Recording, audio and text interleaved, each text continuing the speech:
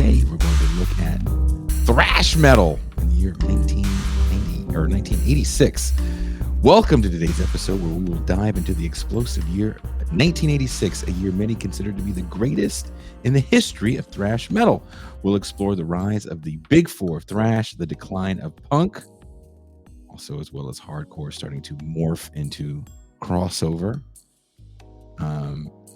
as the dominant subgenre for disaffected youth, and how metal, especially thrash metal, began to roar into the mainstream.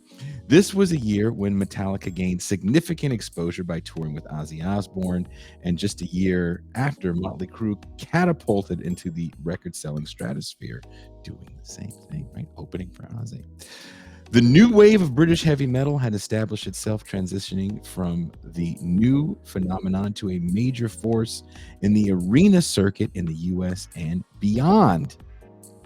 1986 saw the release of Metallica's seminal album, Master of Puppets, which is often hailed as one of the greatest metal albums of all time. The album's complex compositions, aggressive sound, and critical lyrics elevated thrash metal to new artistic heights.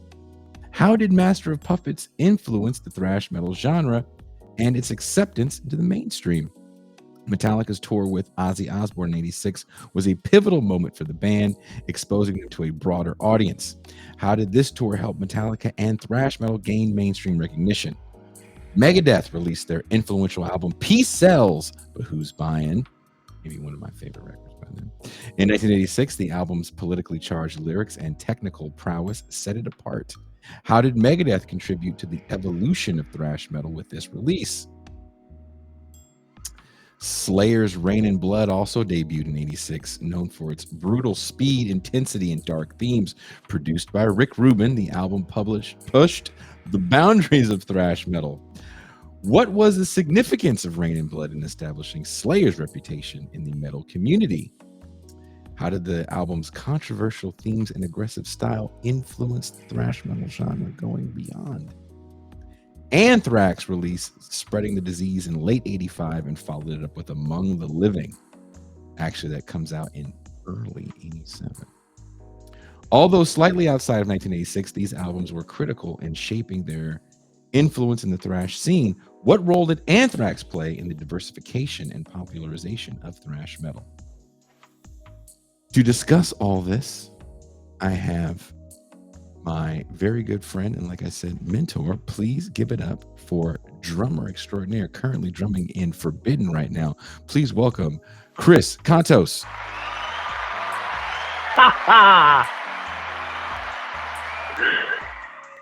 What's going on, man? How are you? Oh, what's happening, man? That was crazy little technical difficulties we had there, but yeah, man, I couldn't get my microphone to work, and so here we are on the phone, like we usually chop it up. Exactly. So it's all normal. It's all good. I can hear you. Everyone else can hear you. Great, Chris. 1986. Woo! How old are you in 86, and what are you doing in 86? 86, I believe I am just turning 18 years old.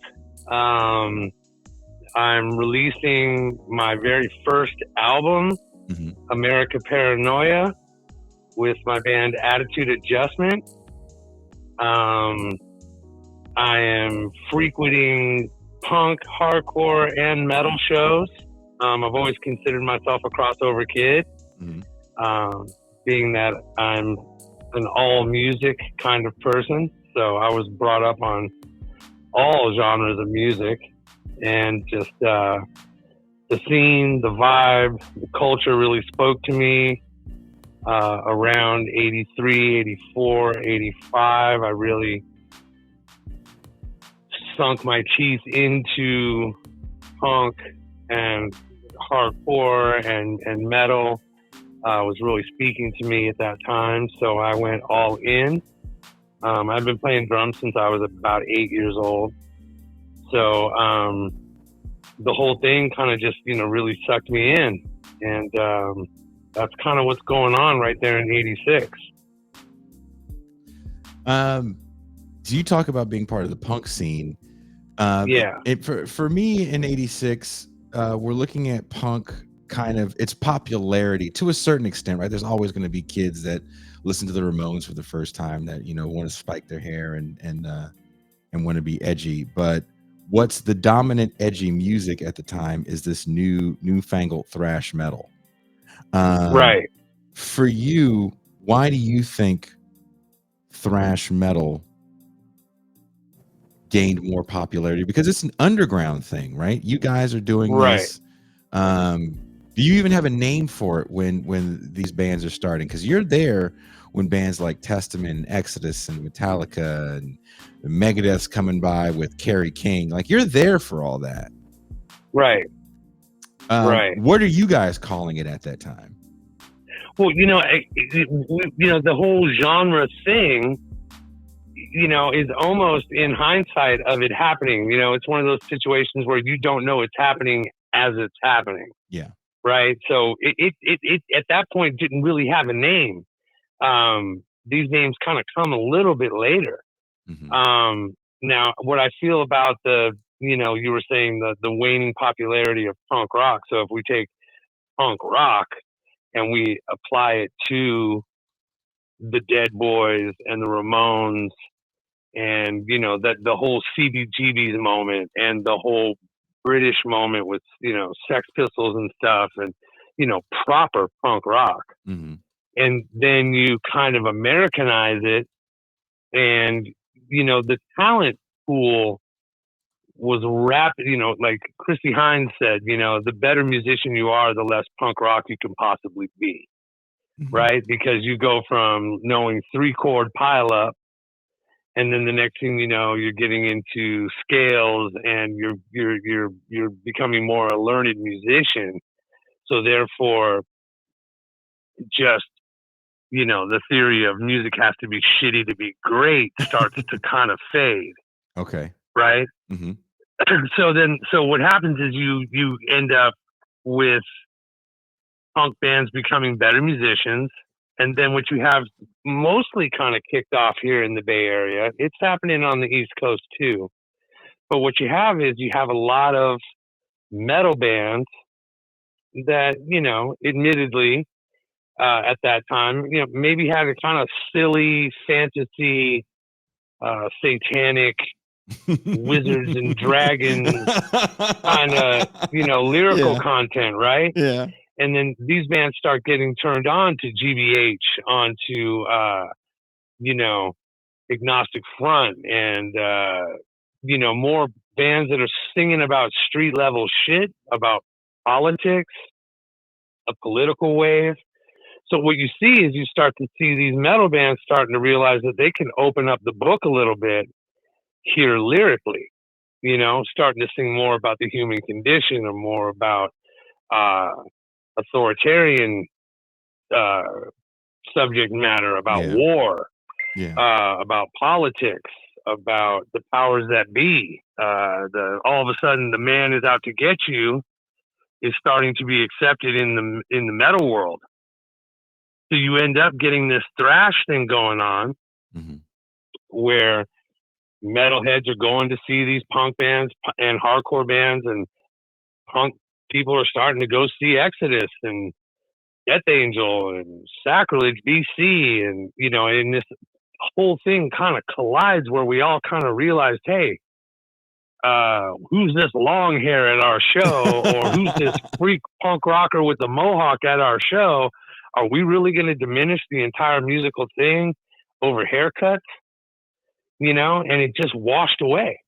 It just washed away. And the next thing you know, you start to see Metallica in a Discharge t-shirt, or somebody in a Misfits t-shirt, or you start to see, punk rockers in Merciful Fate or Celtic Frost or Voivod t-shirts. And, I never really limited myself to any one genre. If it's kick-ass and it speaks to me and it moves me, mm-hmm. then it's all good.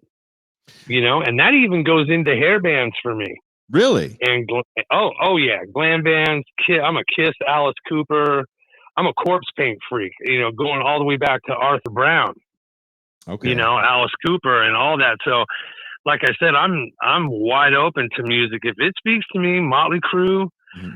to, you know, Cinderella. I heard the musicianship in these bands. I heard the songwriting and stuff, and being into all kinds of classic rock, and that music spoke to me too.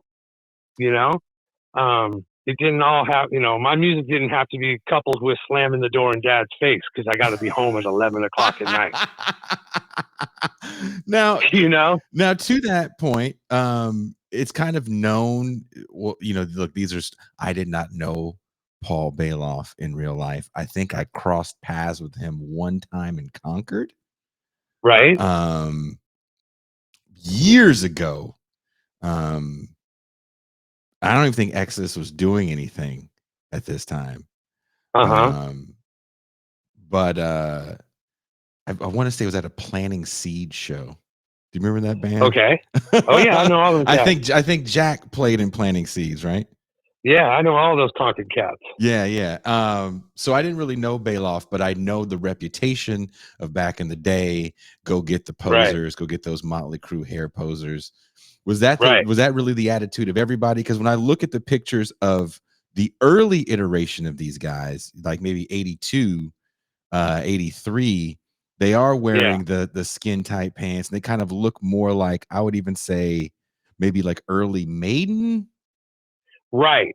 With the you know, the royal blue spandex, but they're not like pull on bikers, but they're like cut like jeans, but they're spandex. Yes, they got pockets and zippers, right? And yes, that's bred down from, you know, we've heard the interviews and stuff about how all the punk labels approached Iron Maiden back in the day. And said a couple, you know, just because Paul Di'Anno kind of looked like that. And I've always felt that there's a lot of rhythmical and even a lot of chord progressions in early Iron Maiden that are very kind of oi based, very Sham 69. And you can hear some of that going on. And the punk labels did approach Iron Maiden back then, you know. And you've even got a couple members in the leopard skin vest that Sid Vicious was wearing. You know, so these looks were kind of colliding. And yes, dude, I mean, there's a kind of coming off what people would consider poser in the dress still of the bands that are saying kill posers. Mm-hmm. You know? So I think that whole kill posers thing, it was a little, you know, it was the metal scene being protective. You don't fit in was still a kind of thing going on. You know, punk rock was a little bit far more accepting to everybody's thing, you know. Punk rock comes through an androgyny. It kind of comes through a lot of gay clubs and stuff, letting punk bands play those venues, which you didn't really have as much in metal in its growth. Mm-hmm. So yeah, there was a level of that going on. No one ever tried to pull a Motley Crue t-shirt off at me. You feel me?